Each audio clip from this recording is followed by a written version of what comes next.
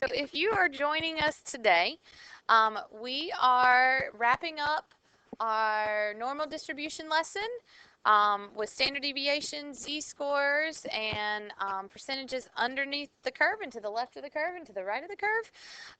So we are on the back side of the worksheet that we started yesterday. And I gave you this information. It says the packing company has 2 local stores.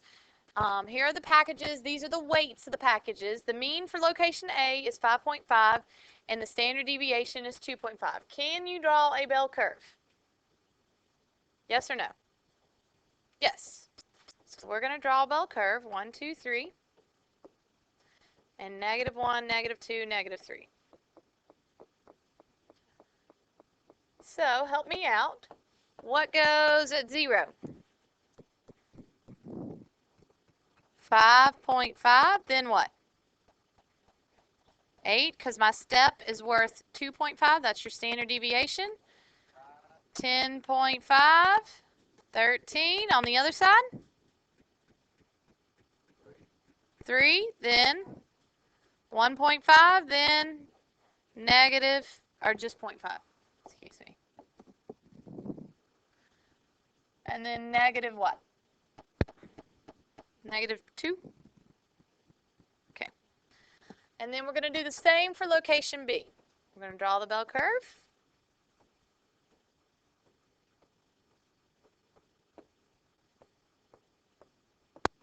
I encourage you to draw the picture because the picture helps you understand. It helps you understand if you're what you're asking for. You know, it gives you an idea of what it should be. All right.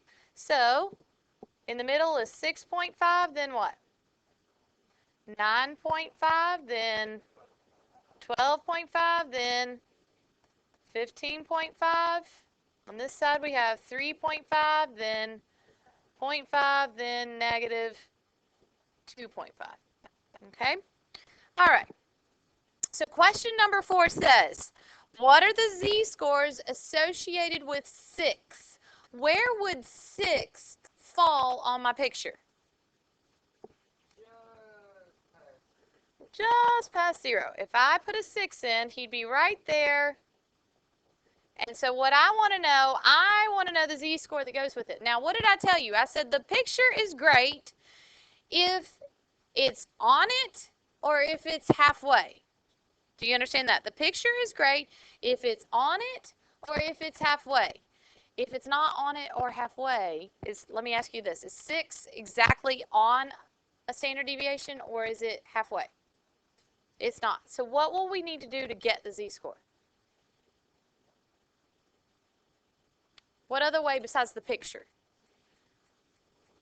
Z equals x minus mu over sigma. This is your z-score formula. So let's plug it in. I'm searching for the z. What's my x in this case? What's the data value that I'm wanting to know the z-score for? I'm wanting to know the z-score that goes with 6. So that makes x 6. Minus your mu, which is, what's my mu? 5.5 divided by 2.5, your sigma, your standard deviation. So work that out for me and tell me what is the z-score that goes with that?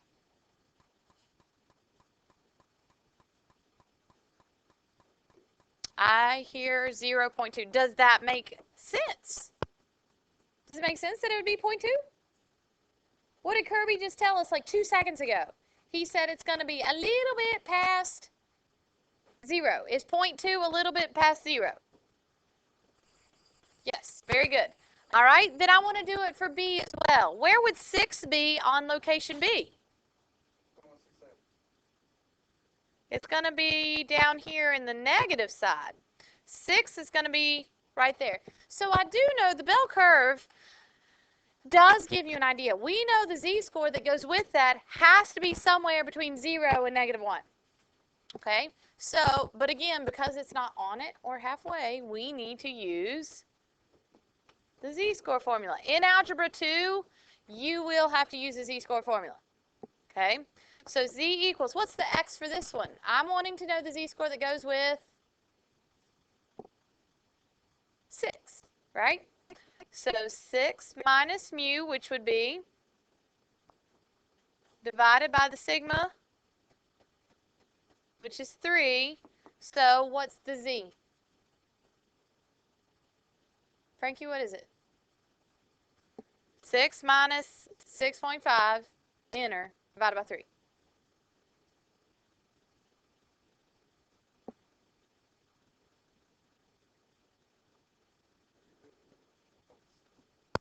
Negative 1.67 if you rounded it, right? So, which answer is correct? Oh, point, not negative 1. Thank you.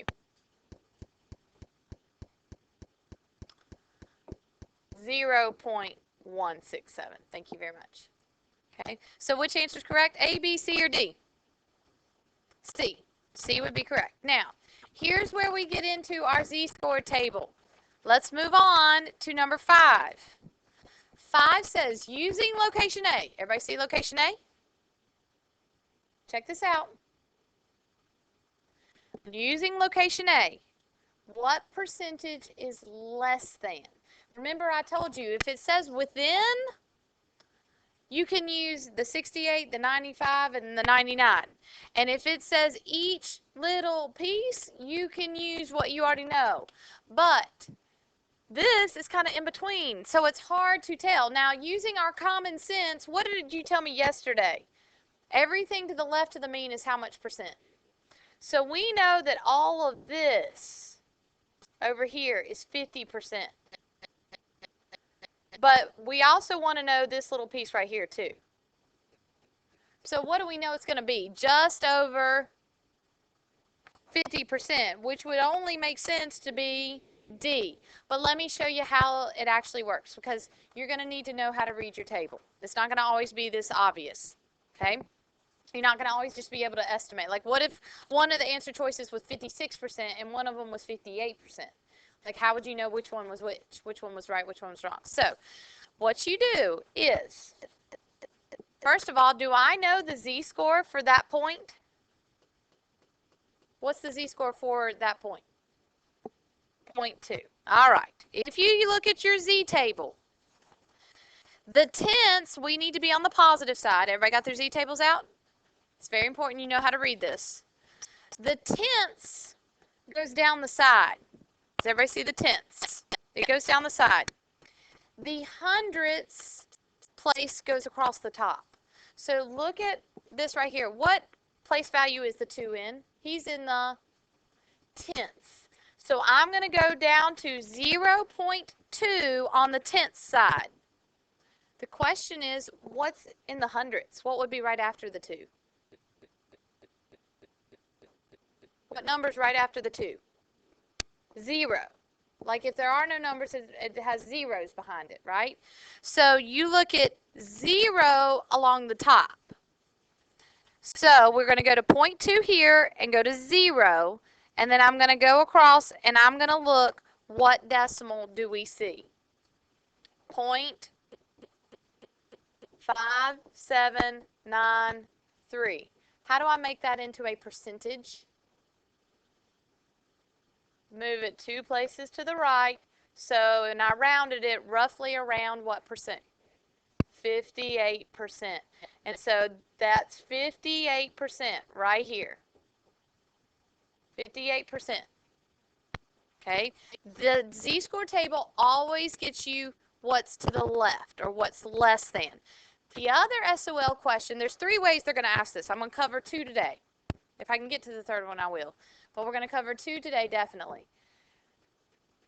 One way on the SOL that they will ask you, they will say, what percentage is less than? So you find your z-score, you read your z-table, and that gives you what's less than. What if the SOL said, what percentage is greater than? Can somebody tell me what I would do? Can somebody tell me what's greater than? What's less than? What percent's less than? 58. The whole thing is how much? 100. How do you know it's 42? Right, you subtract it from 100. So that's another question that they may ask you, what percent's greater than on the SOL. You just go one step further and subtract what you get here from 100. Okay, so let's look at the next one. Let's look at number 6. Okay, hang on. What percentage of the packages at location B weigh less than 6? All right, so here's 6. Everybody see? And do I want to shade to the left or shade to the right? What do I want? I want what's less than. So I want all this down here. I want to know how much percent. And again, I know that this chunk's worth 13.6 and this is worth 2.1 and this is worth 0.1, but I don't know how much this is worth, and it's going to be hard for me to estimate all of that. So our table will give it to us. First of all, do you know the z-score that goes with that point? We found the z-score that goes with 6. Negative 0.167. Now, first of all, to do the z-table, we need it in the hundreds. So round that to the hundreds. Negative 0.17, right? So go to your negative side, flip your z-table, go to the negative side. What's the tenths? Which part's the tenths? But for what I'm looking for, I'm going to look at negative 0.1. So I'm going to go all the way down to go to negative 0.1. What do I go across the top? What's the hundredths? 7.07. So go across to 3 spots, 2.7. So go down to negative 0.1, that's your tenths, and then go across 2.7. What would we write? 0.4325. So about what percent if I moved it 2 spots? About 43, or it depends on what you round to, 44%. Okay, and that would be choice D. Okay, so this right here is 44%. What if the question on the SOL said, what's greater? What if it said, what's all this? Can somebody tell me what would be greater? Why 56? Because you take, this gives you what's less. You get the z-score for the point you're talking about. This gives you what's less. Does it always give you what's less? Yes. The z-table always gives you what is less to the left. If I want what's greater, then I just take that and subtract it from 100. Okay, so those are 2 ways. There is a third way, but we're going to cover that in a little while. Okay? All right, so read number 7 for me and tell me which one says that I want the percent of packages that weigh 9 kilograms or more. 9 kilograms or more.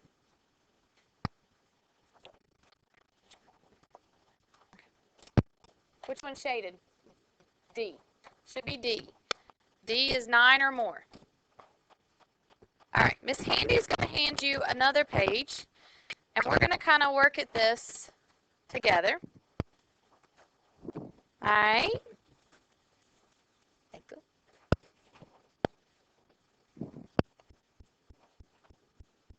And I think for my recording purposes, I can get this up on PowerPoint. All right. I would like to start with number 39. Okay. And so I would like for you to take a minute and read it. This one, I feel like these are sample questions from the SOL, so I want you to understand what they're going to ask you to do. Okay, so take a minute and read 39. So give me the key words. There's a couple key words in this problem. And not just one standard deviation, there's another key word. Within. What does it mean to be within one standard deviation? For those that were not here yesterday, what's my jam? To the left, to the left, to the right, to the right. To be within one standard deviation means you got to go one step in either direction. So how much percent? 68%. And we covered that in the beginning today. Okay, one step to the right, that's 34.1% is underneath that part. One step to the left, 68% of the data. So like if these were test grades, how much would 68% of us be? More than half. More than half of us are going to fall on one step either side of the average score. Okay, 68%. So let's look at 40. So at a company, the data set containing the ages of applicants for a particular job was normally distributed. That just means it goes on a bell curve. The mean age of the applicants, let me go back. The mean age of the applicants was 30 years old, and the standard deviation was 3.5. What can you do with that? You can do what? Bell curve. Do it. You got the mean is 30, and the standard deviation is 35. So draw your picture. That's very important. Students that I have that can draw the bell curve and see the picture, I think are about 80% more likely to get the question correct.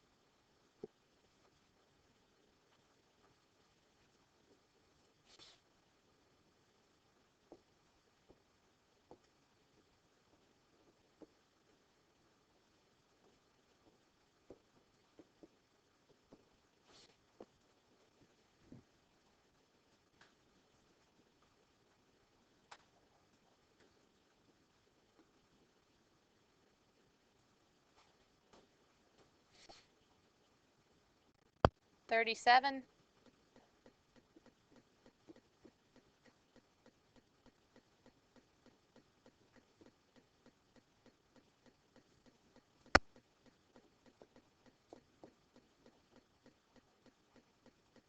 All right. So let's plot it. Any questions about my bell curve? I want to know which is closest to the percent of applicants that are 21 years old or younger. Where would 21 be if I plotted it? So somewhere in here.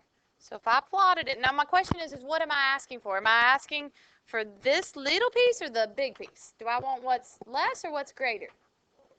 I want it says 21 or younger. So I want this. I want to know what percent is below that. Guess what tells me what's below? What useful tool do I have that gives me the percentage below? The chart. This is a z-score table though. So what do I have to do with 21? I have to put it into z-score form. I can't read 21 off this page. I've got to take 21 and put it into a z-score. So that's what I would like for you to do at this time. Take 21 and tell me the z-score that goes with that. So use your formula.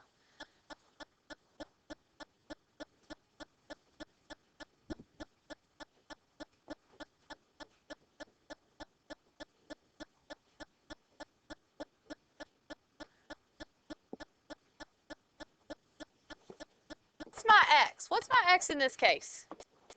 21. That is the specific. I'm wanting to know what z-score goes with that point. So 21 minus the mu, which is 30, divided by 3.5. So what is my z-score? Rounded to the nearest hundredths. Rounded to the nearest hundredth. What is it? No, that's your percentage. I want to know my z-score. What's the z-score? What's 21 minus 30 divided by 3.5? Negative 2.57. Thank you very much. So, do I want to be on the positive side or the negative side? Negative. Go on the negative side. What do I go to down on the tenths? Go down negative 2.5 and then across the top hundredths. 0.07. So go down negative 2.5. Please make sure you know how to read this because this is super important. It's not always going to be obvious. I know I've got several people in here that have some common sense. that can, like, you're like, it's got to be that, but it's not. You're going to need it. Okay, what if it's not multiple choice? What if it's fill in the blank? And if you don't round it exactly so, like it's not, you got to make sure you can read this. So negative 2.5 over to 2.7. What decimal do I see? Point. Very good. And how do I make that into a percentage? So 0.5%, which would be A. And I applaud those that, you know that this little piece is 0.1, and you know that it has to be, just a little bit more than that. So I love that you could figure it out that it was 0.5 ahead of time. But you do need to make sure you know how to read. Okay? All right. I think Miss Handy has given you one more. I want to skip 41, and I want to head to 42. Okay? All right. So, check this out. And this goes with all three questions. So we're only going to have to draw how many bell curves? One for all three questions. So I would like for you, it says it has 600 total values. It has a mean of 18.5 and a standard deviation of 3.25. Can you draw a bell curve? Yes. So I want you to do that for me right now. Draw a bell curve. It has a mean of 18.5. It has a standard deviation of 3.25.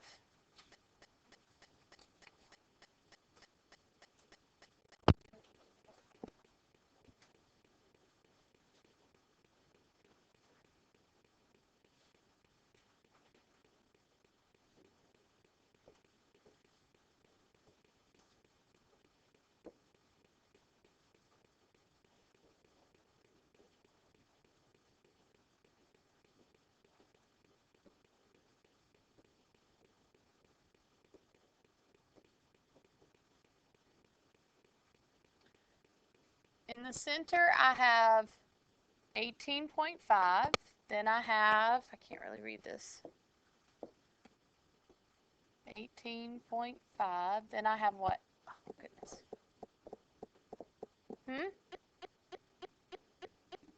Say it again. 21.75. Then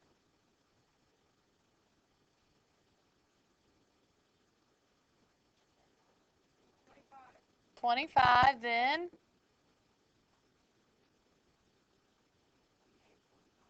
28.5. On this side, I have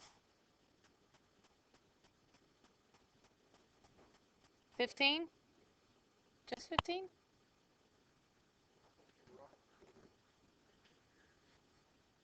15 point what? 0.25.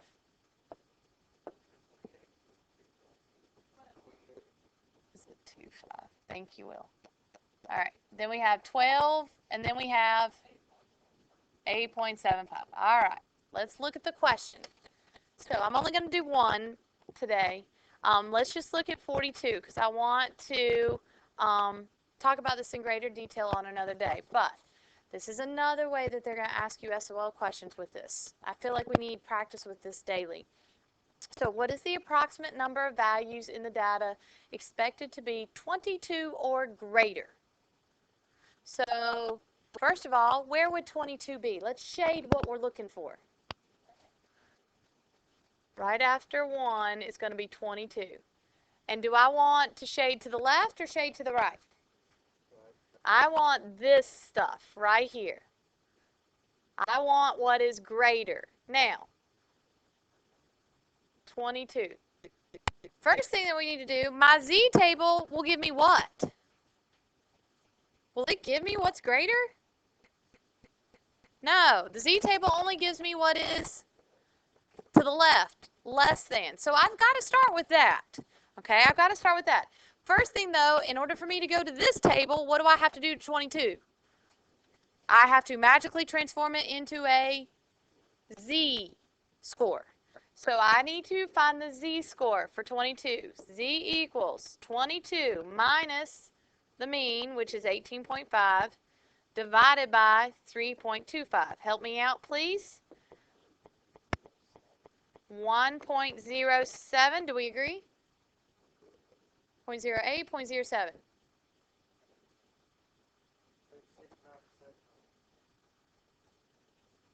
What is it really? 1.076. So the 6 makes the 7 go up to an 8. All right, so 1.08. So go to your z table. Let's do the percentage to the left first. Go on the positive side. Go down to what? What's the 10th? What's right here at the 10th? 1.0. What will I go across the top to? The 8. So go all the way to the other side. Go to 1.0. And all the way to the other side. What do we see? So 0.8599. So roughly around 86%. That's over here. There's 86% on this side. That didn't come out very clearly. There's 86% on this side. How could I figure out what percent's over here? Minus it from 100. So what percent? If 86%'s on the left side, what's on the right side? 14%. Now, I'm not quite done. One more step to add to it, okay?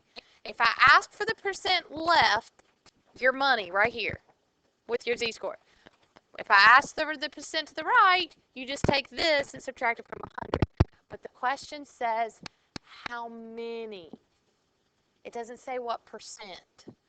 So how many total values are in this data?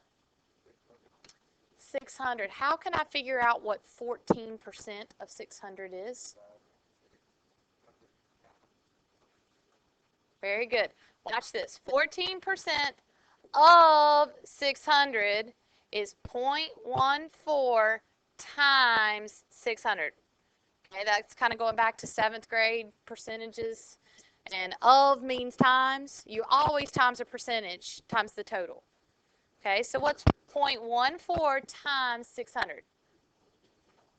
About how many? 84. About 84. Any questions on, if it says what percent, this gives you what percent. But if it says how many, you've got to times the percentage times how the total values. Okay? All right, so we're going to stop right there for today. Let me draw your attention. I want to go backwards really quickly. We're not going to do these. I encourage you to try them. But tomorrow on your test, I tried my best to give you warm-ups. You're going to have functions, domain and range, increasing, decreasing, asymptotes. You're going to have some models of best fitting line where you're going to have to make predictions using your VARs and your statistics and your calculator with your plots and your windows. You're going to have some permutations and combinations, and we'll talk about that in a second. But you will also have this. Remind me really quickly. What's the direct formula? Direct means what? Multiply. So y equals k times x. It's being multiplied. What's the inverse equation? Y equals k divided by x. What's the joint equation?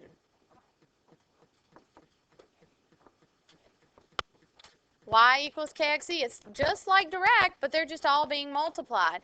And then the combined will be y equals k times x. It's direct to x, but inverse divided by z. So you do need to go back and study those. Okay, you do need